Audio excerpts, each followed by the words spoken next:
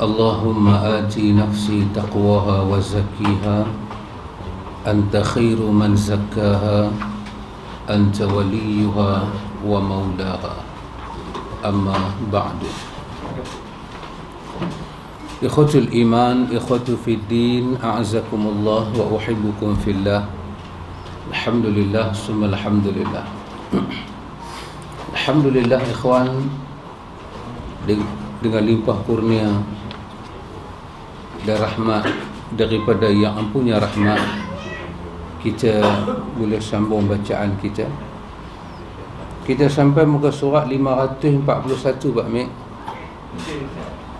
Kita masuk hukum amal ma'ruf nahi munkar adalah fardu kifayah, dan pelakunya harus memenuhi ketentuan berikut. Kita dah tengok dah ikhwan apa itu makna al-amru bil ma'ruf, dan kita dah tengok dah apa makna an-nahyu 'anil munkar, dan kita dah tengok dah ayat Quran yang menyokong perkara itu. Sekarang ni penulis nak membawa kepada kita di atas pengetahuan dia, orang yang nak melakukan amal ma'ruf nahi munkar ni, sama ada kita kata sekecilnya atau sebesarnya, sekurang-kurangnya dia kena ada prasyarat-prasyarat ini, sekurang-kurangnya. Nanti bab ni Al-Imam Al-Ghazali dalam Ihya dia kupas panjang dia kupas tentang syarat-syarat orang yang nak melakukan amal ma'ruf nahi munkar. Baik, yang pertama kata dia, boleh saya ke surat 541. Saya jarang lambat. Baik, apakah persyarat dia ikhwan? Satu, kata penulis, ini antum di atas penulis punya himpunan maklumat. Nanti ulama lain ada pula dia punya pandangan dia. Tapi bila kita gabung, kita akan dapati 2-3 aspek ni benda yang tak dapat tidak. Seorang yang nak menegakkan al-amru bil ma'ruf dan seorang yang nak membenteras munkar ini, nahyu 'anil munkar, sekurang-kurangnya persyarat ini sama. Satu, dia kata berilmu. Satu, berilmu.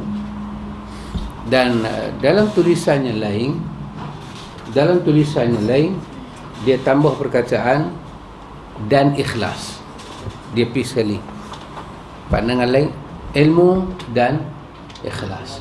Seorang yang ada ilmu, orang yang mempunyai ilmu dalam apa itu ma'ruf, apa itu munkar, ketika dia nak mengubah yang munkar, dia mesti ikhlas.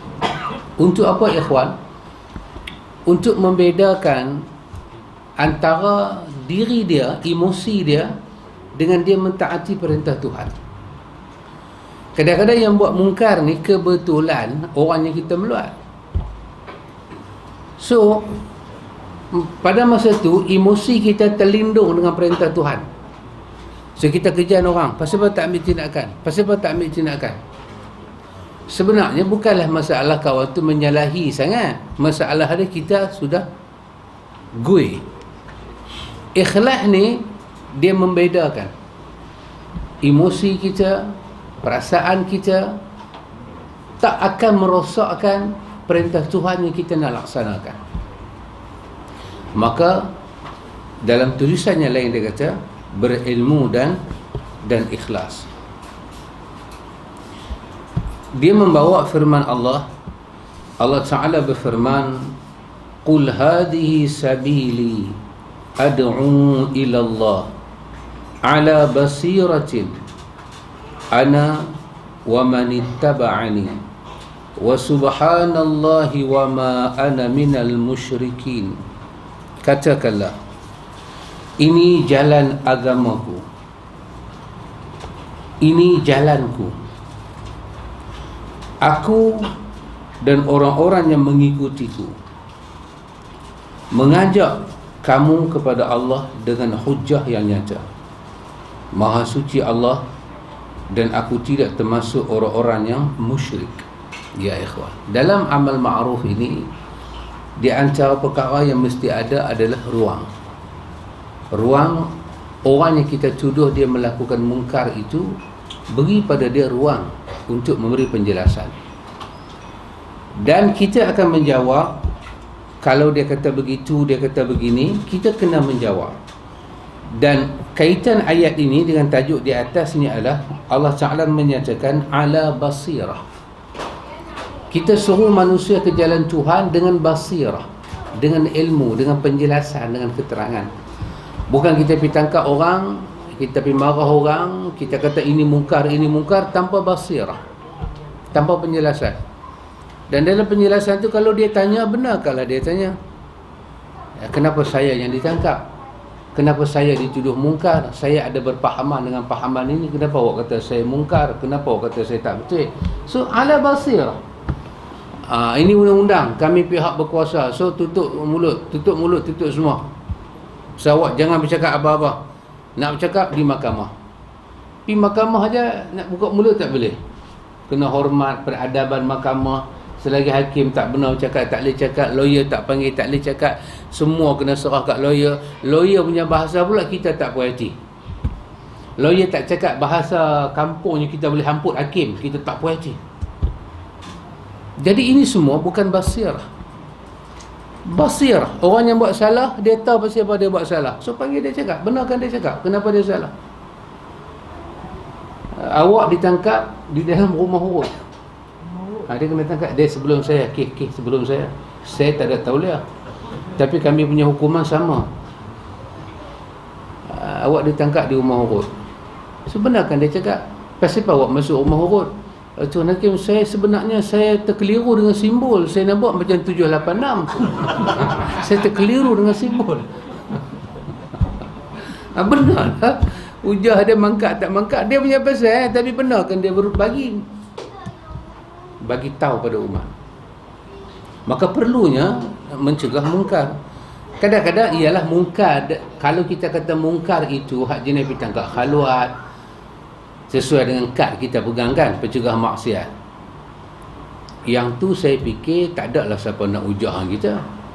Tapi apabila agama kata amal ma'ruf nahi mungkar, agama bukan maksud dengan khaluat. Agama maksud mungkar paling besar adalah syirik. Mungkar paling besar adalah syirik. Maka orang-orang yang buat syirik, kita kena cegah dia. So dalam nak cegah dia buat syirik itu akan ada dialog. Maka benar kalau dia cakap, orang yang puja kubur, pergi ambil berkat di atas kubur, pergi cium batu nisan, pergi percaya hubungan orang mati dengan Tuhan masih duduk orang mati duduk dalam kubur tu duduk semayang. Masa saya pergi ke masjid Syekh Ma'ruf Karhi, nak naik ke tangga masjid tu, dia atas ke atas kubur orang Islam ni ikhwan, besar dia seperti jerat di sini. So daripada atas kubur tu, daripada tempat ibadat kubur tu. Jadi dia orang kata ke saya, kalau kita nak tengok wali-wali yang sedang beribadat, ni time dia. Depa ada di sini, depa duduk dalam roh-roh depa. Mai balik, depa duduk dalam depa punya mihrab tu, depa sedang beribadat. Ini mungkar. Ini sangat mungkar. Ada mungkar macam ni, kita kena cegah lah. Dan bila cegah, dia akan bagi hujah dia. Dia akan kata, kami beriktikad mereka ini hidup. So kita kena tanya, macam mana awak iktikad mereka hidup? Dia baca ayat Quran. Quran kata, jangan kamu kata orang sabilillah itu mati, bahkan mereka hidup di sisi Allah, mereka mendapat rezeki. Benar kan dia bagi hujah dia? So kita jawablah. Apa maksud ayat tu? Ayat tu bukan memaksudkan orang yang mati itu semayang, puasa. Bukan memaksudkan orang yang mati itu balik ke rumah malam Jumaat. Ayat itu Tuhan nak bagi tahu penghormatan kepada kepada arwah para syuhada. Besarnya mereka tu, Tuhan tak biar mereka keseorangan. Tuhan bagi rezeki pada mereka di sana. Mereka hidup, tapi hidup bukan macam mana hidup orang di dunia ni. Makan, minum, sembang, boleh pergi kena pitih halia, pergi sana, pergi sini. Malam tu situ boleh berkumpul, baca Quran. Dah bukan hidup lagu tu. So dia akan tanya kita, macam mana awak kata lagu tu? Kita bawalah hadis ketika Nabi menghuraikan ayat tu. Ini huraian daripada Nabi sendiri. Ketika bapa Jabir mati, Nabi menghuraikan ayat itu. Nabi kata, bapa kamu dalam syurga Jabir. Turun ayat ni kat Nabi. So kita bagi tahulah penjelasan tu. Dan kita tanya kat dia pula, macam mana awak dapat tafsiran tu? Awak dapat tafsiran tu macam mana? Dalam buku mana? Dan awak dah tengokkah daripada hadis mana? Saya dapat daripada guru saya lah. Guru saya ni dia pun dahsyat juga. Dia bukan masalah dahsyat, masalahnya dapat di mana. So berilah penjelasan pada dia. Lepas tu baru kita hukum dia terlibat dengan mungkar itu, dengan ilmu ke, dengan kebodohan. Barulah hukuman dapat diberi keseimbangan. So agama ni ada ihsan.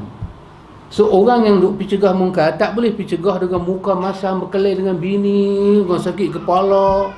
Tengok muka-muka ni tak panggil orang, panggil dajjal. Bila call mai kat dia, call masuk mai ni, kita nak cegah satu maksiat. Oh, dia kata pelak-pelak ni buat perangai dah. Macam tu punya emosi dan naluri, awak nak cegah mungkar macam mana? You fail. Daripada awal awak dah lost. Tak ada hujah. Hampa ni tak ada kerja lain ke? Maksiat tu kerja hampa. Tak boleh lah bahasa lagu tu. Tidak memenuhi syarat yang pertama. Baik ikhwan, ada seorang ulama, nama dia Al-Qadhi Abu Ya'la. Al-Qadhi Abu Ya'la. Al-Qadhi Abu Ya'la kata, dia kata, la ya'muru bil ma'ruf wa yanha 'anil munkar illa man kana faqihan fiha ya'muruhu faqihan fima yanha anhu. Dia kata tidaklah menyuruh, ini Al-Qadhi Abu Ya'la, dia kata tidaklah menyuruh dengan yang ma'ruf, mencegah dengan yang mungkar, melainkan orang yang faqih tentang apa yang disuruh dan dia faqih tentang apa yang dicegah. Dia bercegah kawan tu buat mungkar, maka dia kena faqih, dia kena kuasai apa itu mungkar. Dan dia suruh kawan tu buat ma'ruf, dia kena kuasai kenapa dia suruh kawan tu buat ma'ruf, apa dalil dia ada benda tu ma'ruf. Bukan sembrono, bukan kosong-kosong, tidak begitu. Maka itu adalah syarat yang pertama, dan syarat ini nampaknya kesemua para ulama tidak membantah. Berilmu dan ikhlas. Dalam semua buku-buku ikhwan, termasuk Syekhul Islam Ibn Taymiyah dalam kitab dia Majmu'ul Fatawa, dia orang memuatkan dalam buku-buku dia orang ni satu doa, yang doa itu disandarkan kepada Umar bin Al-Khattab. Termasuk Syekhul Islam, dia kata ini doa Sayyidina Umar bin Al-Khattab. Sayyidina Umar ni ikhwan seorang pemimpin di kalangan orang-orang yang beriman, pemimpin yang kedua setelah wafatnya kekasih Allah. Dia baca doa, dia kata, Allahumma ja'al amali kullahu salihan waj'alhu liwajhika khalisan wa la taj'al li ahadin fihi syai'an. Ini doa ni. Kata Sayyidina Umar, dia kata, ya Allah, Allahumma ja'al amali kullahu salihah. Tuhan, jadikanlah amal aku kesemuanya salih, tak mau yang tak salih. Takdirkanlah langkah aku, cakap aku, suruh aku, diam aku, apa saja aku buat, kau takdirkanlah kesemuanya salih. Bila aku mati besok, yang salih tu hang jadikan dia baqiyatus salihah, dia benda baki ke aku. Lah ni aku masih hidup, hang tolong pilih kat aku. Yang mana tak salih hang buat. Yang dalam diary dan catatan hidup aku ni, aku nak bawa bekal ke akhirat, hang bagi salih je. Allahumma ja'al amali kullahu salihah. Jadikanlah amal aku ni semuanya salih. waj'alhu liwajhika khalisa, dan kau jadikanlah amal aku semata-mata kerana wajah engkau, ikhlas Tuhan. Dia minta amal yang saleh, dan dia minta amal yang saleh itu kerana wajah Allah, ikhlas. Ini doa Sayyidina Umar. Wala taj'al li ahadin fihi syai'a, dan janganlah kau jadikan amal aku buat ni ada unsur kerana siapa-siapa, sikit pun jangan tu. Ini doa daripada seorang pemimpin besar, ikhwan. Orang pemimpin ketika dia duduk di tempat yang sebesar itu, hampir 2/3 dunia di bawah wilayah, nama Umar bin Al-Khattab. Ini kita boleh tengok dalam Mausu'ah, dalam ensiklopedia diceritakan. Inilah doa yang dia panjat kepada Allah Jalla wa'ala. Jadi benarlah, amal ma'ruf nahi mungkar yang dibuat oleh orang yang berilmu kena dipadukan dengan ikhlas, dengan ikhlas. Yang kedua, kata penulis kitab kita, lemah lembut. Lemah lembut. Rasulullah sallallahu alaihi wasallam bersabda, "Inna rifqa la yakunu fi syai'in illa zanahu wa la yunza'u min syai'in illa syanahu." Nabi bersabda, terjemahan dia, sesungguhnya adalah kelemah lembutan pada sesuatu pasti akan menghiasinya, dan tidaklah dicabut kelemah lembutan dari sesuatu melainkan akan mencemarkannya, iaitu sifat ar-rifqa, lemah lembut. Ini juga dijelaskan oleh Al-Qadhi Abu Ya'la. Kata Al-Qadhi Abu Ya'la, dia kata rafiqan fima ya'muru bihi, rafiqan fima yanha anhu, haliman fima ya'muru bihi, haliman fima yanha anhu. Ini perkataan Al-Qadhi Abu Ya'la. Dia kata rafiqan fima ya'muru bihi, kena ada lemah lembut dengan apa yang kita suruh.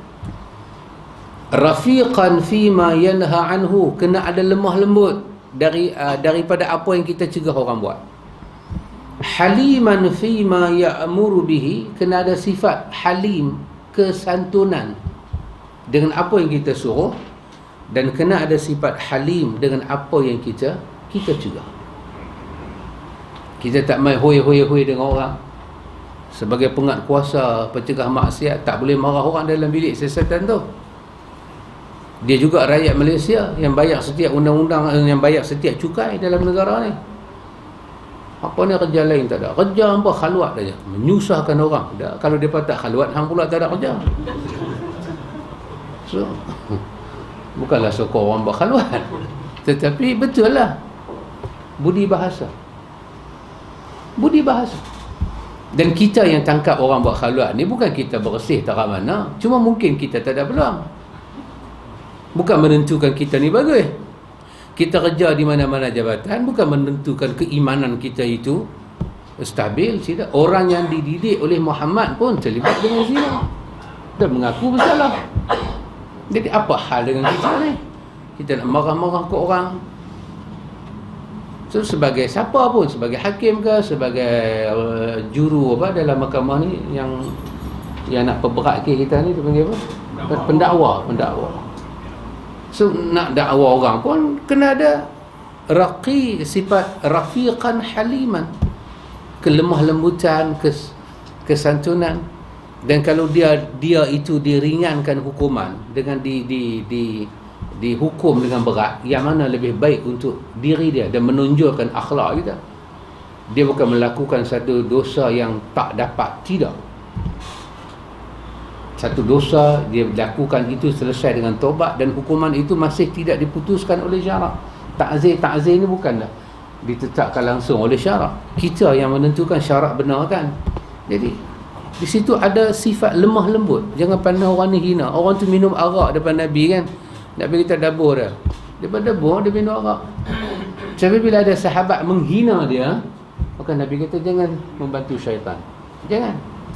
Hal itu bab lain. Dalam diri dia ini, dia sentiasa buat Nabi ketawa. Nabi kata dalam diri dia ni ada sayang pada Allah dan Rasul. Tapi dia salah tu salah lah. Tapi jangan hina. Orang putih kata too much. You judge somebody too much. Betul tak sih? Yes. Bila kita hukum satu orang tu dengan melampau. Jangan.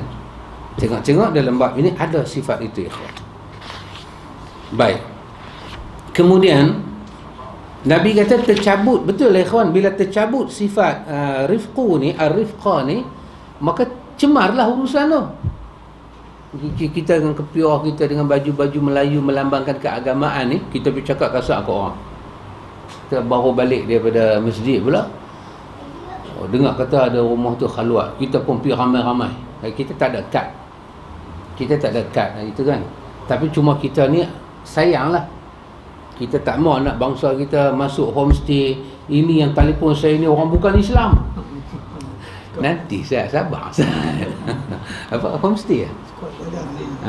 Saya ni hampa buat apa? Hampa kalau tak mau buat kerja, bagi aku buat kerja. Saya bukan nak berkelahi dengan dia dah. Semangat dia tu bagus. Saya tak suka tiap-tiap hari anak Melayu duk zina. Amboi zina terus. Nak sabar Ustaz.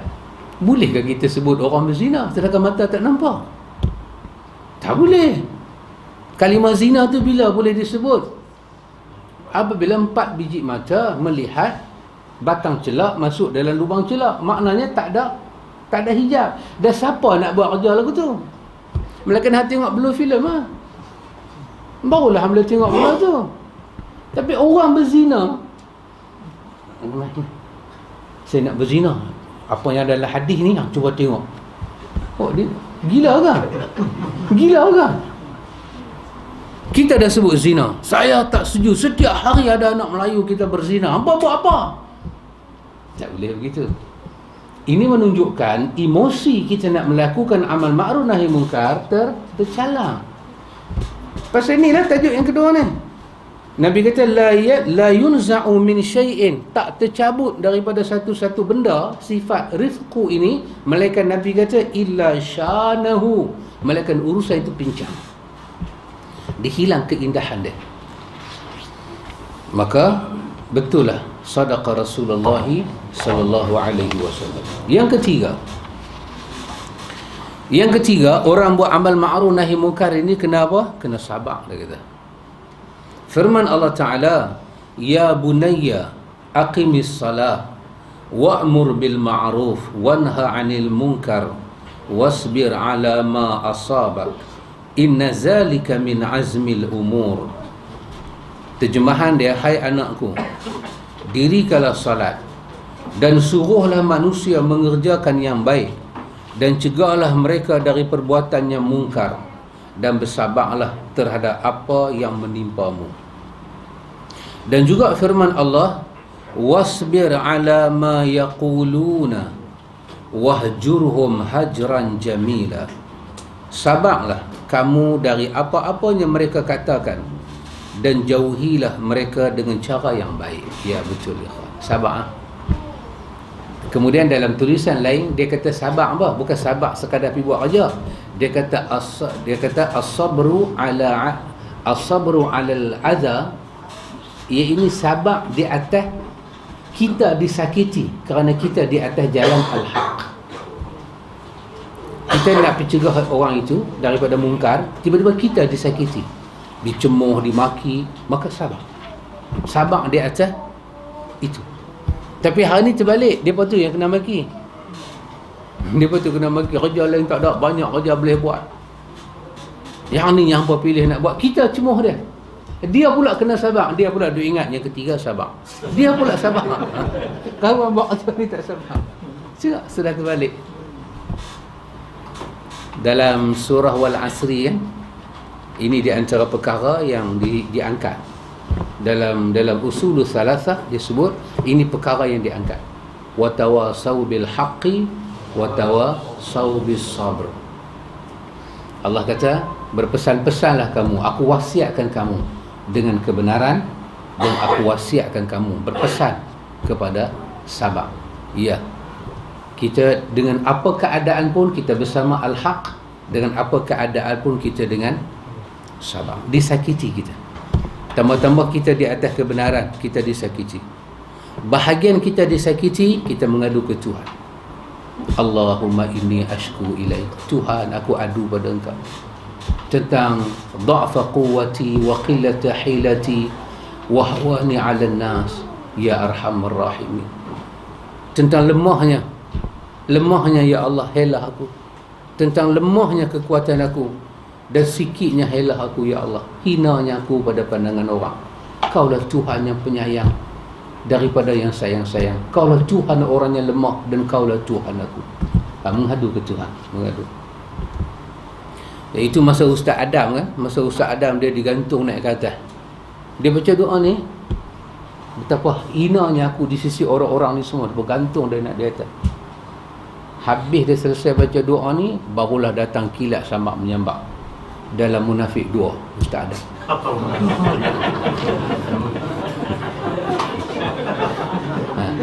Mama ajak saya tengok, dia ajak saya tengok. Saya tak tahu, dia ajak saya tengok.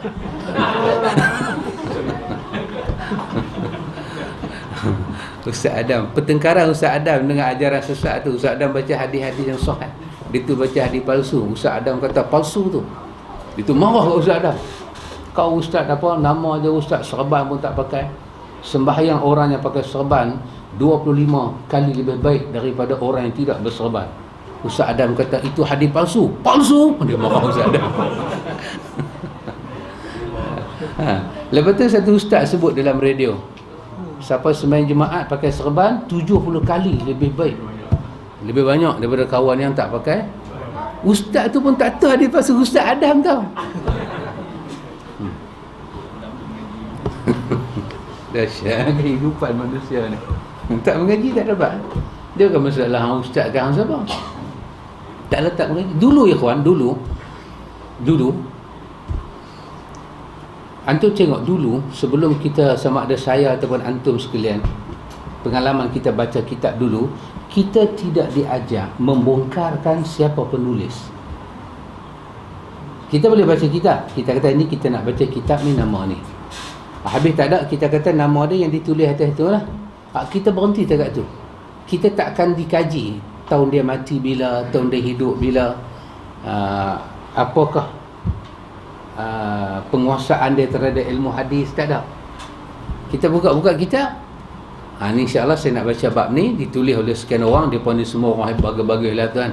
Saya tak payah cerita panjang lah. Saya cerita panjang pun buang masa. Kita anggap buang masa. Tapi bila kita beralih pada pengaji sunnah, masalah kita baca Bukhari, Sahih Bukhari. Saya ingat kuliah pertama tu akan habis dengan menceritakan siapa Bukhari. Beranak dia bila, mati bila, macam mana dia dapat idea buat Sahih Bukhari, bagaimana kedudukan dia, apa ulama lain kata tentang dia. Kita akan cerita selak satu habis. Bermakna kita bila sebut Sahih Bukhari, nama dia kita tahu, dia ni siapa, penguasaan dia kita tahu, lepas tu apa orang kata tentang buku dia, dan kenapa dia tulis, kenapa dia bubuh buku tu nama tu, dan bagaimana dia susun hadis, macam mana dia pecah bab demi bab. Adakah dia jumpa hadis sekadar tu saja? Hadis-hadis lain banyak lagi dia jumpa, dia tak bubuh. Kenapa dia buat sanadnya mu'allaq? Kenapa dia skip sanad di tempat lain, dia gantung sanad tu, dicerita A to Z, barulah baca Sahih Bukhari. Dr. Rodi kan, Profesor Dr. Rodi mengajar Sahih Bukhari. Bila main setiap rawi tu, dia cerita rawi tu hidup bila, mati bila, orang kata apa, nama betul dia apa, nama gelaran dia apa, terbongkar semua. Kalau 5 rawi, 5 dia cerita. Teknik mengajar lagu ni tak ada dalam kitab dulu. Tak ada. Jadi pasal itu pertemuan Ustaz Adam dengan Ustaz tu nyata. Ustaz Adam kata hadis tu palsu. Dia tu geram. Dia tu marah. Ya begitulah ya kan. Ilmu ni kena macam tu. Kita tak boleh buka satu buku, walaupun dia Ihya Ulumuddin sekalipun, walaupun dia Minhajul Abidin sekalipun, kita kena kuasai apa yang kita nak ajar. Kita tak tahu kenapa dia namakan kitab dia dengan kitab tu. Apakah momen yang menyebabkan dia menulis kitab tu? Dia mesti ada satu momen. dalam mimpi Bukhari lah, orang suka mimpi kan. Dalam mimpi Bukhari, dia bercerita kat guru dia, dia kata dia mimpi macam ada lalat mai kat Nabi, dia duduk kipah, dia duduk tempih. Dia cerita, dia duduk mengaji, dia cerita kat guru dia, dia suka mimpi macam tu. Maka Bukhari, guru pada Imam Bukhari kata kepada dia, dah sampai masa kau bela Nabi kau. Bela Nabi kau. Itu petanda menunjukkan ilmu kau ni, kau kena bela Nabi kau. Daripada situ datang usaha dia nak menulis Bukhari. Ibnu Hajar pula, bila Ibnu Hajar mai itu 800 Hijrah. Syarah pula. Berapa belas jilid dia ada dalam bahasa Arab. Kita Melayu ni pun dia ada 10 jilid. Berapa lama Ibnu Hajar ambil masa? 25 tahun. Tapi penulis kata apa? Mereka buat kajian tentang Fathul Bari, kata apa? Nafas Ibnu Hajar selama 25 tahun tak pernah kurang. Nafas dia sama seperti 25 tahun silam masa hari mula dia menulis. Dengan kecintaan dia, kesungguhan dia nak mendedahkan hadis-hadis Nabi. Sampai apa-apa riwayat menyerupai Bukhari dia cerita dalam tu. Ambil di mana, kutip di mana, kenapa lafaz ni berlaku, nahmunya, sarafnya, i'rabnya, semua dia cerita. Itulah nama dia, ilmu. Selagi kita tak bergerak mengaji ke arah sunnah ni, kita tak boleh nampak semua ni. Tak boleh nampak. Baik. Maka dia bagi tahu pada kita yang ketiga, orang yang melakukan al-amru bil ma'ruf, nahyu 'anil munkar ini kena banyak sabar. Artinya dahulu orang yang buat kerja ni dia disakiti. Dia kena sabar. Karena masa, waktu, pengorbanan dia. Kena sabar. Hujah-hujah dia. Kadang-kadang orang tanya dia, nak pemalu dia. Tapi nampaknya hari ni yang ketiga ni tak ada. Yang ketiga ni macam tak ada. Hari ni orang yang buat silap kena maki teruk. Macam hari ni kan, dulu antum kalau belajar dunia sufi dulu, orang-orang sufi ni banyak dipelekeh orang. Dia pasal apa? Mengikut cerita lah. Syekh Abdul Qadir Jalaini dipelekeh orang. Kan, dia nak makan, orang tarik makanan, orang buat min cak-cak dengan budak-budak. Sengat je dah Syekh. Kerana dia kata agama ni mendidik kita sabar. Sufi dulu-dulu dah sampai dah makanan di tangan dia, dia tengok orang lapang, dia bagi ke orang. Ada orang kata apalah ni bodoh lah, apalah, dia sengat, dia sabar. Orang-orang dulu mendekati diri pada Allah dengan zikir ke dengan apa, dia pada disakiti dan dia sabar. Dia terbalik dengan milenium kita. Kita ni orang yang nak mendekatkan diri pada Allah pula, buat orang lain tak sabar dengan dia. Dia pula cuma orang. Dia pula kata ke orang. Makin kuat zikir dia, makin teruk perangai dia. Orang pula kena sabar dengan dia. Dia pula declare, saya di atas jalan ni, saya di atas tarikat ni. Makin banyak tarikat dia masuk, makin lolak dia jadi. Itulah terbalik. Ups going down, down go up. Jadi terbalik teman. Baik. Maka Allah Ta'ala cerita dalam 2 ayat ni tentang dirikan salat dan suruh kepada yang ma'ruf, cegah pada yang mungkar, dan wasbir ala ma asabak. Sabar di atas apa yang Tuhan timpakan pada engkau. Sabar. Kerana inna zalika min azmil umur. Ya, dia azmil umur. Sabar ni satu urusannya azm, memerlukan jiwa yang kental. Pasal dalam riwayat Nabi kata sabar itu dhiya, wasabru dhiya. Sabar itu dia cahaya yang panas. Dia melahirkan kepanasan. Pasal itu orang payah nak sabar. Sabar itu panas, maka tak ramai orang boleh sabar. Maka dia min inna zalika min azmil umur. Dia daripada urusan yang memerlukan keazaman yang ulul azmi kan. Jiwa dia kuat, sangat kuat, genggam. Yang keempat, orang yang melaksanakan amal ma'ruf nahi munkar ni kena ada apa? Ada kemampuan dan kekuasaan.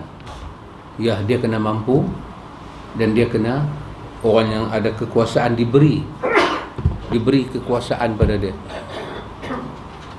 Orang kata ikhwan, cegah amal ma'ruf nahi munkar ni kerja semua orang. Bukan kerja orang yang ada kad ni saja. Kita setuju lah. Tapi nak tangkap orang bukan semua orang boleh tangkap. Bukan semua orang. Dan yang dapat gaji pun bukan semua orang, hang seorang lah. Jadi memang berat hati hang lah.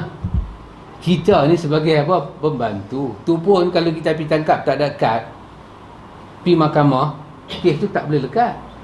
Salah. Itu prosedur undang-undang. So orang yang pegang kad-kad macam ni, dia kena lebih peka lah dengan kerja dia. Dia jangan pergi habak ni pergi 12 malam, pejabat pun tutup apa lah, duk panggil aku, biar api lah ke dia pun maksiat.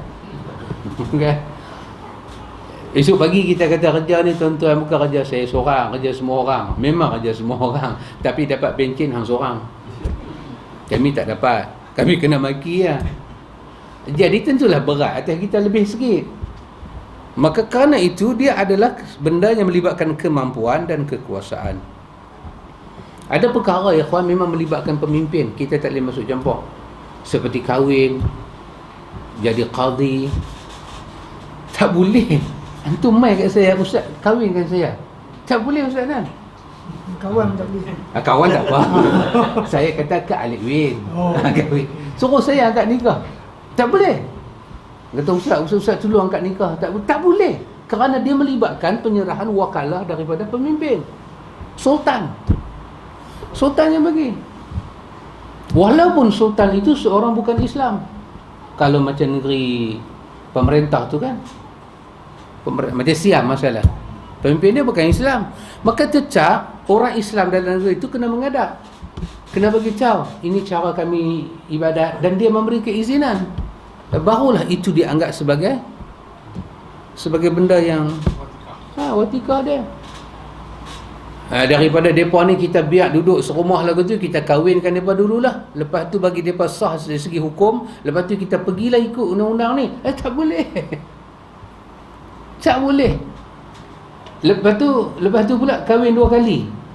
Angkat nikah depan kita sekali, angkat nikah depan qadi sekali.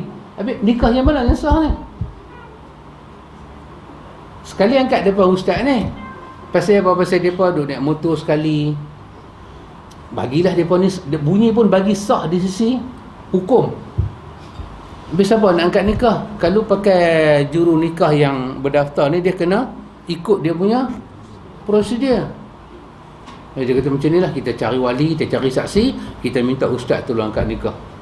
Kita sengat-sengat sudah, janji sah di sisi hukum sudah. Hukum mana ni nak sah? Kecuali bapak dia angkat, itu lain bab. Bapak dia angkat dan orang lain jadi saksi, itu boleh. Nak bagi pada ustaz tak boleh. Kerana warak dia, kerana apa tak boleh, sedangkan dia tak dapat wakalah daripada sultan ataupun agung. Tak boleh. Dalam negeri itu siapa yang orang besar menguasai urusan agama kita, dia kena dapat wakalah. Tak apalah, kita semua undang-undang dunia. Dah, ni syariat. Ustaz pun angkat nikah. Alhamdulillah, bapak dia kata alhamdulillah, lega daripada sah. Lepas tu barulah kita ikut undang-undang. Bila ikut undang-undang, pergi angkat nikah lagi sekali pula. Jadi nikah yang mana yang sah ni? Kalau angkat nikah 2 kali, mesti menunjukkan ada yang tak sah. Kalau kita kata yang kedua ni sah, habis yang pertama, yang 4 bulan sudah angkat, hampa dah duduk sekali dah. Ini kebertaburannya kepahaman. Tambah dulu pakcik ada satu tarekat batin, bila kita angkat nikah dengan qadi biasa, kena angkat nikah depan kita punya ni, kita punya ketua khalifah kita. Lah ni saya ingat korang ada kot dulu pakcik, dahsyat. Mai lah, siapa mai saksi daripada mak bapak mai, tok guru pun angkat nikah. Baru sah. Tadi angkat nikah zahir, ni angkat nikah batin. Jadi bila zahir dan batin bertemu, maka bertemulah hakikat kehidupan. Wow. Dahsyat dulu, dahsyat. Baik. Yang kelima, dia kata harus ikhlas semata-mata kerana Allah. Dia memisahkan antara nombor 1 dan nombor 5. Amal ma'ruf nahi munkar adalah hal yang wajib, paling utama dan paling baik. Jadi kerana itu ikhwan, jangan kita masukkan kebencian kita, kemarahan kita. Termasuk pendakwa raya dalam mahkamah syariah, kalau dia tak puas hati dengan ustaz ni punya ajaran sekalipun, tapi kerana kebetulan dia tak puas hati dengan ustaz tu kena tangkap, kes tak ada tauliah, dia berat ke terus. Kita nampak macam selesai dunia, tapi akhirat benda tu akan diperisi. Pasal tu Khalid bin Ma'dan, kita baca dulu kan, dia dengar hadis tentang ikhlas ni, dia kecup perut. Dia kata, Tuhan perisi yang betul tu kan? Dia kata, lepas ke aku? Kita kata kita ikhlas, tapi kita punya emosi kita, ilusi kita, emosi satu benda yang kita nampak, ikhwan, tapi ilusi tak nampak. Ilusi bermain pada minda. Emosi mungkin ada gangguan kita punya tangan, kaki, muka. Tetapi yang nak membentuk ilusi itu adalah elektron. Yang tu lagi tak nampak. Molekul tu yang diproses daripada proton kepada elektron. Ini elektron, ikhwan, dia lebih kecil daripada zarah, daripada atom. Dulu atom paling kecil, tapi sekarang yang paling kecil adalah elektron. Dan dalam elektron tu masih ada proton. Dan kemudian ke depan apa awak nak jumpa lagi? Dulu orang kata kecil atom. Quran kata lebih kecil daripada atom pun ada. Abad ke-14 dakwaan kata atom paling kecil. Orang terima. Lepas tu dia pesenda Quran. Dia kata Quran kata lebih kecil daripada atom pun ada. Mana ada takat ni kita jumpa hanya atom. Masuk pada abad ke-16 orang jumpa lebih kecil, satu komponen lebih kecil daripada atom, elektron. Sangat dahsyat. Yang tu yang tak dapat beza. Ayat muka nampak macam nak buat kebenaran, ayat muka macam nak tegak kebenaran, tapi dalam tu ada satu perasaan yang sangat halus, dia menyelip pada muka. Kesempatan yang ada. Aku duk ada pada kerusi ni. Kebetulan hang buat salah, aku sekat. Aku duk cari lama dah, Aku taramang lama dah. Pak Haji, bapa cikgu ni taram Pak Haji. Kena kita berpidato di hadapan orang. Kita di sini, kita hanya menjalankan amal ma'ruf nahi munkar. Kita tak mau masyarakat berpecah. Kita cuma nak menjaga supaya rukun, bersesuaian dengan firman Tuhan. Itu adalah kita punya topeng semata-mata. Lipstick only. Kita punya dekor saja. Itu decoration kita. Tapi hakikat jiwa kita. Khalid bin Ma'dan kata, teliti Tuhan sampai lagu tu, ya innallaha latifun khabir. Pasal tu dalam surah An-Nisa kan, yang cerita tentang keadilan.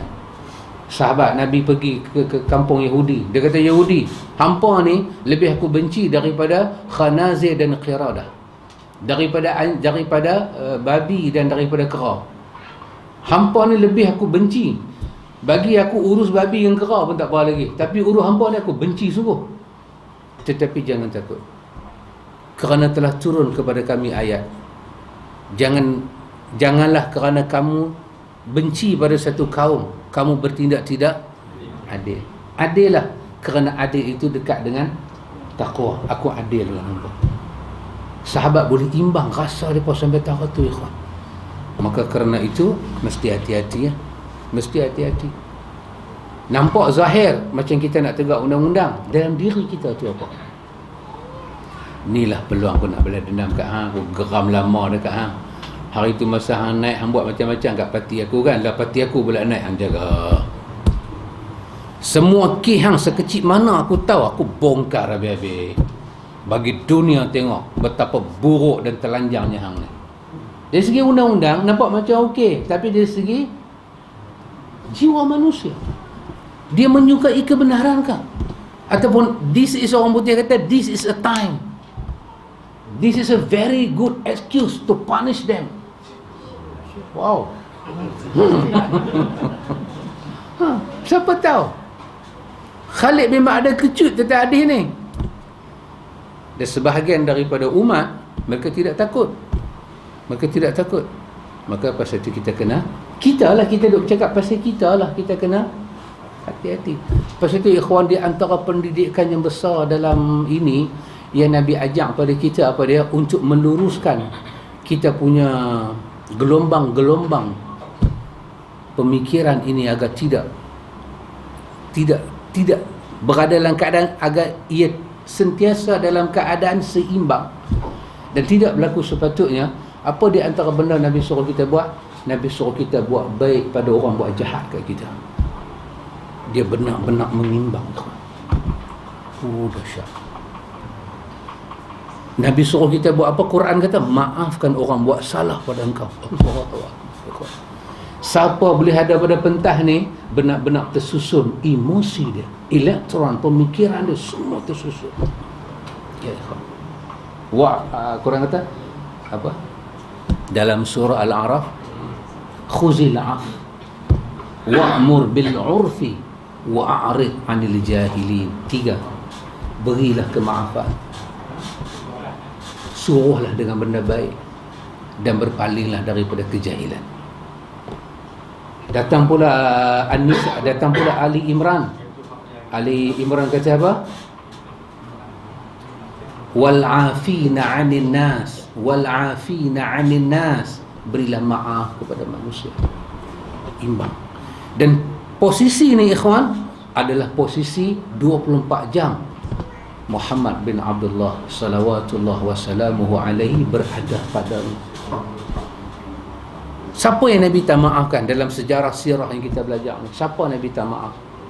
Orang buat tu, orang buat ni. Tambah bila Nabi masuk balik dalam Fathul Mekah kan, ada tengok dalam ucapan apa yang mereka kata? Mereka kata, habislah kita hari ni. Kan bila Nabi buat Fathul Mekah, semua Mekah kata habis. Nabi kata, antumutulaq, antumutulaq. Nabi kata, hari ni tak ada siapa nak belenggu hampa bebas. Aku tak balas dendam kat hamba, sebab aku tahu pasal apa hamba buat aku. Oh, benar-benar emosi dia dan ilusi dia. Dan pasal itu orang memaafkan orang. Pasal itu Rasulullah ni ikhwan, dia memaafkan orang sampai dia kata apa? Khairukum Nabi kata sebaik-baik kamu orang yang buat baik dengan keluarga dia. Betul? Ya, betul. Tak, kenapa Nabi ucap benda tu dalam posisi dia keluarga besar? Keluarga besar, dia boleh imbang. Isteri tu, isteri ni, anak-anak, cucu, dia boleh imbang. Dahsyat. Position dia itu. Kita buat kajian tentang apa itu, apa kita panggil? Tentang psikologi, tentang pertumbuhan pemikiran, tentang pertumbuhan kesuburan, kematangan pemikiran. Bagaimana kesuburan dan kematangan itu datang? Daripada apa? Daripada ujian dan keseimbangan. Bila manusia diuji, artinya apa sedang jadi pada dia? Sel-sel kematangan itu tumbuh. Ujian mematikan sel. Ujian, bila kita kena uji, kita jadi hopeless. Hopeless mean kita jadi apa? Kecil manis 18.8. Syahwat pun tak naik dah. Lemah. Dia mati. Tetapi Abang janganlah tu, saya cerita betul. Tetapi apa terjadi? Kebesaran ilahi, doktor bagi tahu pada kita, sel yang mati ni dia automatically dia tumbuh balik. Termasuk sel kanser. Bila buat kemo, dia bagi mati sel. Tetapi kebesaran ilahi, setiap sel yang mati tu dia naik balik. Maka orang kemo kena pantang ni pasal apa? Nak mempercepatkan pertumbuhan sel tu. Dia naik balik. Bila datang ujian berat, kita down. Dia mematikan sel. Sel apa? Sel pemikiran, sel kewarasan, sel kematangan, unit keseimbangan dalam emosi terjejak. Itu menunjukkan beberapa item di dalam kita punya evolusi kita juga terjejas. Elektron dan proton kita juga tidak terkawal. Tetapi kita sabar. Ujian itu datang. Kita kata apa? Inna lillahi wa inna ilaihi raji'un. Tengok apa Quran kata? Ala bi zikrillahi tatma'innul qulub. Hanya dengan kau ingat nama Allah, jiwa kau hidup balik. Dengan menyebut nama Allah, yang mati tadi diganti balik. Seperti kata yang pergi tidak apa lagu tu yang pi tak main balik, yang patah tak berganti, belum berganti. Dengan nama Allah dia tumbuh. Pasal itu anda tengok tabsyir, bila orang tu susah, kita bisik something pada dia, dia jadi segar. Dia down, dia bangkit. Itu menunjukkan apa? Kebangkitan itu berlaku.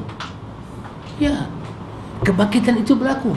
Kita sebut lagi nama Allah, api ambil uduk lagi, tasbih lagi, zikrul lagi, pertumbuhan yang baru datang. Dia tumbuh di kawasan yang patut dia tumbuh. Pemikiran, perhubungan antara dua pemikiran dalam komponen pemikiran ini, ada positif, ada negatif. Yang saya cerita ni ikhwan, semuanya ada dalam tesis William. Ada. Tapi nanti saya ubah sikit nama dia bagi sedap. Maka jangan bimbang ikhwan. Pasal itu ikhlas ini sangat dahsyat.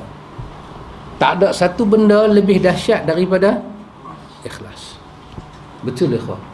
Antum tengok orang yang ikhlas ni bertubi-tubi diuji, berdebum, dia tak pernah rebah. Antum tengok orang yang riak, sekali saya diuji, tenggelam, tak bangkit. Orang yang ikhlas ni. Ada para Nabi buat kerja seorang-seorang, kerja Islam, siapa tak sebut nama dia, tak mati Nabi tu. Jalan dakwah dia. Nabi kata, aku tengok Nabi pada malam Mi'raj, ada seorang Nabi, siapa pun tak ikut dia. Siapa pun tak ikut, tapi dia teruskan dakwah. 950 tahun pada posisi Nuh alaihi salam, agak-agak siapa boleh sabar ikhwan? 950 tahun. Quran menarik bahasa supaya orang Arab terkejut, bangkit satu kejutan. Quran kata korang 50, 1000 tahun terpaling, orang Arab dengar terpaling. Kira apa ni? Quran boleh kata 1000 tahun, dia kata 900 korang 50, 1000 korang 50, terkejut orang Arab. Oi, siapa ni? Siapa kira lagu ni? Siapa yang panjang umur macam ni? Maka turunlah riwayat tentang Nuh alaihi salam, menghiburkan Nabi. Dahsyat. Nabi dapat yang baru. Jadi bila dalam kerja sebesar ni kita pinggirkan ikhlas, kita akan habis. Baik, kemudian penulis kita dia beranjak kepada tajuk sebelah, keutamaan amal ma'ruf nahi munkar sangat banyak. Satu, dia merupakan tugas para nabi dan para rasul salawatullah wassalamuhu alaihim. Dua, kewajipan dalam Islam yang paling penting. Tiga, keutamaan umat ini di antara umat-umat yang lain dengan sebab amal ma'ruf nahi munkar. Empat, amal ma'ruf nahi munkar merupakan sebab mendapatkan pertolongan Allah, kemuliaan dan kejayaan. Lima, masyarakat akan menjadi baik dan mulia dengan adanya amal ma'ruf nahi munkar, dan mereka akan binasa, rosak dan hina dengan sebab meninggalkan kewajipan ini. Enam, amal ma'ruf nahi munkar adalah tanda dari tanda-tanda keimanan dan merupakan hak Muslim atas saudaranya. 8. Tujuh, amal ma'ruf nahi munkar adalah sedekah dan ganjarannya besar. Sabda Nabi SAW, wa amrun bil ma'rufi sadaqatun wa nahyu 'anil munkari sadaqatun. Nabi bersabda, ini adalah hadis Abi Zar, menyuruh yang ma'ruf adalah sedekah dan mencegah yang mungkar adalah sedekah, dalam riwayat Muslim. 8. Apabila amal ma'ruf nahi munkar tidak ditegakkan, maka doa pun tidak dikabulkan. Nabi SAW bersabda, walladhi nafsi biyadihi la ta'muranna bil ma'rufi wa la tanhahunna 'anil munkar aw la yushikanna Allahu an yab'atha 'alaikum 'iqaban minhu summa tad'unahu fala yustajabu lakum. Demi Rabb yang jiwaku berada di tangannya, hendaklah kalian bersungguh-sungguh menyuruh berbuat kebaikan dan mencegah kemungkaran, atau Allah akan menimpakan siksaan pada kalian dari sisinya. Kemudian kalian berdoa padanya tetapi dia tidak mengkabulkan doa kalian. Itu hubungan amal ma'ruf nahi munkar dengan keberkatan hidup. Dia ada kena mengena dengan doa yang. Tapi awal-awal lagi antum, awal-awal kita baca tadi, penulis kata apa? Amal ma'ruf nahi munkar ini muka surat 541 tadi, tajuk dia kata fardu kifayah. Dia tak perlu semua orang masuk campur. Cukuplah sebahagian orang cukup. Tak perlu semua. Satu orang cakap boleh selesai 2-3 bab selesai, hilang kesamaran cukup lah. Tak payah sampai 100 orang duk pergi. Kalau kita tengok dalam negara kita ada tokoh-tokoh besar bercakap tentang bab-bab yang penting, sudah cukup. Kita orang kata tak payah tambah teh, kita cuma orang kata perena sikit-sikit sudah. Bagi dia bercakap. Selesai. Dan tu tengok kita dengan amal ma'ruf nahi munkar ni, bila kita tengok yang kedua tadi itu, yang kedua itu kita berlemah lembut, kita bukan start cari gaduh. Kadang ada orang dia nak amal ma'ruf nahi munkar tu, dia punya start tu nak berkelahi. Kan? Hampa kalau tak boleh buat, bagi aku buat. Tu nak berkelahi Pak Min. Jangan berkelahi. Sabar Ustaz. 2-3 minit. Tapi video tu dia marah. Marah. Mau tak marah. Dia marah. Pasal yang telefon tu orang Cina kata kata. Cina yang telefon tu yang dia marah tu, tak puas hati. Kita bila satu masalah ikhwan, satu orang katalah dia datang dengan cerita-cerita tak masuk akal. Masalah cerita di antara keberkatan para ulama, bila seorang ulama lalu di satu kawasan kubur, maka apa akan terjadi? Kawasan kubur tu, tanah perkuburan tu, azab tak akan turun kepada mereka 40 hari. Satu ulama lalu. Kalau 2, kalau 3, kita buat satu hari ulama ziarah kubur. Apa jadi kawasan tu? Allah. Yang mana yang mati kan, hak perangai teruk-teruk pergi tanam situ bagi ulama lalu. Ulama baca talqin macam mana? Lalu 40 hari baca talqin, lagi lama duduk kat sejam. Bila main cerita lagu ni, kita kena bagi penjelasan.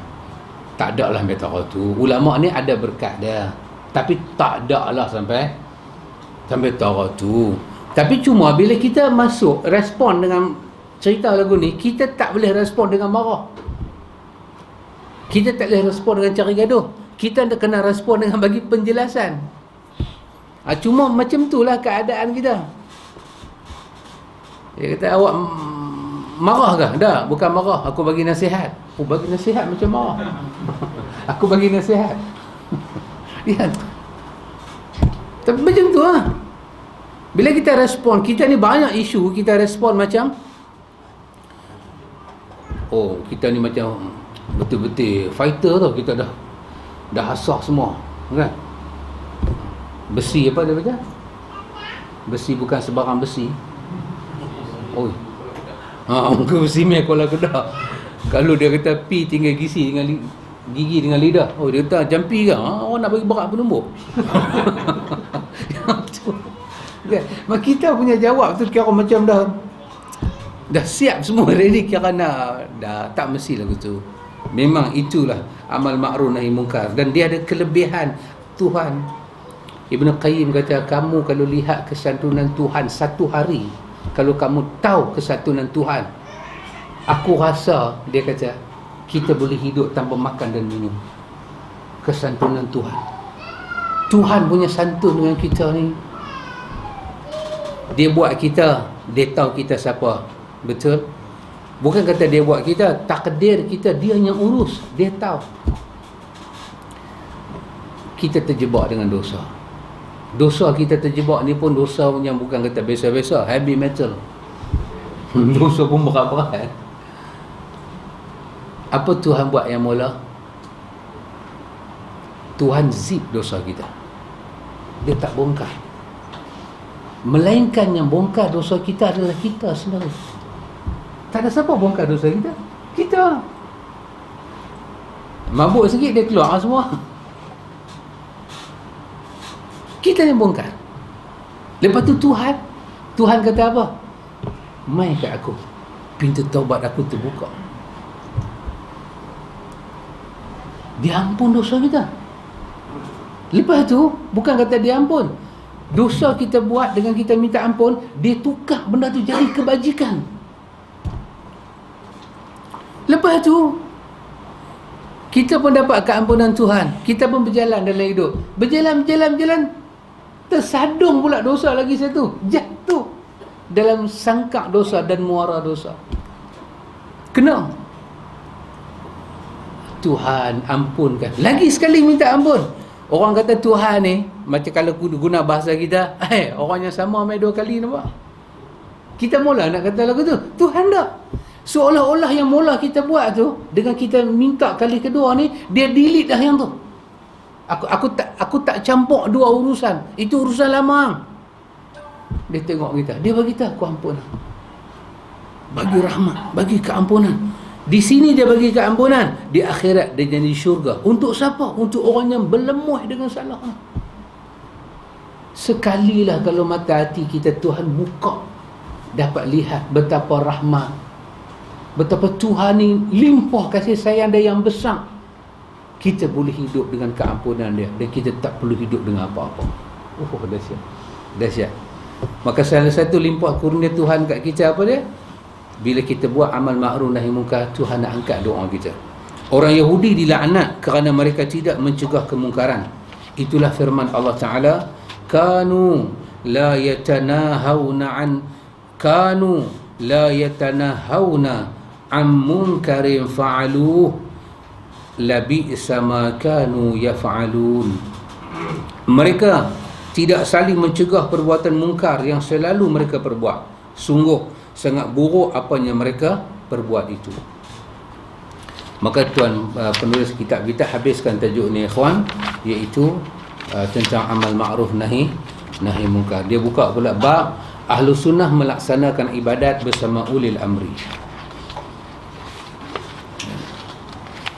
Apa saja ibadat yang ulil amri buat, yang ibadat itu ada dinaskan, dimasyru'kan, disyariatkan dalam syariat Islam, kita ikut. Saya kira saya zakat saya tak bagi kat pemimpin, saya bagi suku-suku saya. Pasal apa buat lagu tu? Mana nak ada, yang duk ada pun turut. Bermakna dia pisahkan diri dia dengan pemimpin. Maka ini tajuk dia, boleh ke tak boleh buat lagu tu? Ikhwan, pasal itu kita ikhwan kena pegang dengan nas lebih daripada kita berpegang dengan ucapan orang-orang politik. Orang politik punya ucapan hari ini dengan 5 tahun akan datang sangat berbeza. Dulu orang politik ada ayat tak boleh kawan dengan Cina. Lah ada ayat boleh kawan dengan Cina. Dulu ada ayat haram angkat pemimpin yang bukan Islam, haram. Lepas tu mereka ada ayat boleh. Pasal apa? Masyarakat kita tahalluf. Lepas tu mereka akan ada ayat kita tak boleh dengan kezaliman, kita tak boleh sokong. Ini kalau dapat Prime Minister macam ni, dah berapa kali dah dia perintah macam tu, kita tak mau dah. Lepas tu dia boleh buat pula surat menyokong pemimpin tu pula. Ini keadaan. Lepas tu kita kena berpegang dengan nas. Nas tak pernah berubah.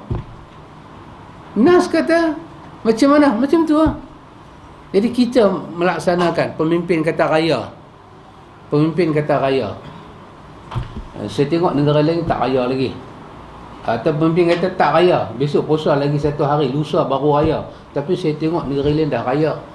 Saya tak boleh, pasal saya tak percaya dengan pemimpin kita ni. Dia pun turut semacam.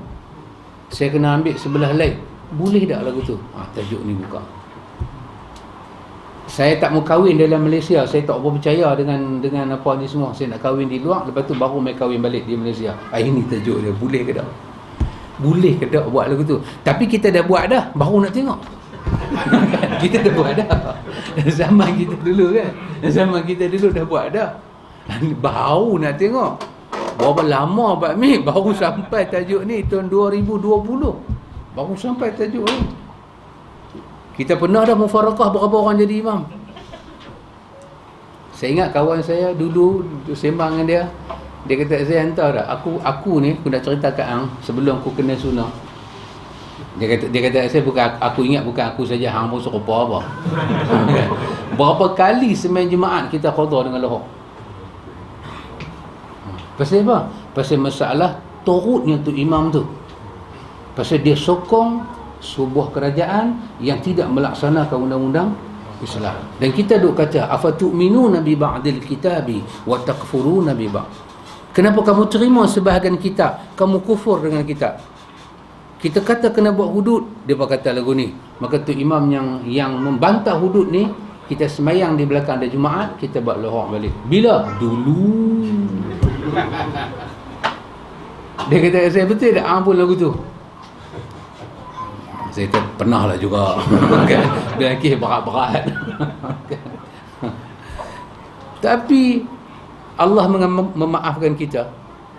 Kita tak ada penjelasan, kita tak tahu apa, tokoh-tokoh sunnah pun tak ramai masa tu kan, tahun 80-an, tahun 70-an, kita pun tak tahu apa. Inilah tajuk dia akan beritahu balik kat kita. Pemimpin macam mana Pak Mek? Tahun 16. 2016. Di mana? Tajuk ni dah sampai dah. 26 bulan 1 tahun 2016. Tajuk ni Pak Mek. Tajuk yang mana? Ni. Tajuk ni tak sampai. Tak sampai lagi. Tak sampai lagi. Baru sampai. 2016 saya ingat kita baca di Lebat Tahir. Markah Lebat Tahir. Ya. Lepas tu kita pindah ke Baitul Ilmi. Lepas tu kita pindah di sini. Lepas ni nak pindah mana Pak Mek? Pak ni kalau pindah pun dia masuk kubur lagu tu. Wallahu ta'ala a'lam. Subhanakallah.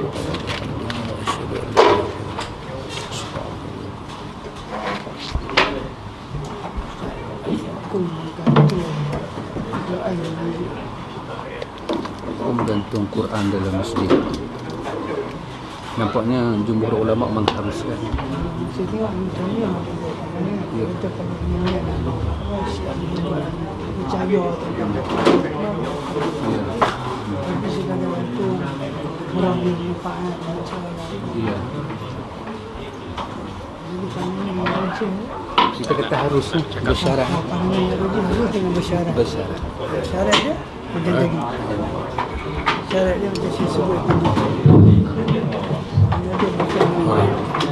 Assalamualaikum warahmatullahi wabarakatuh.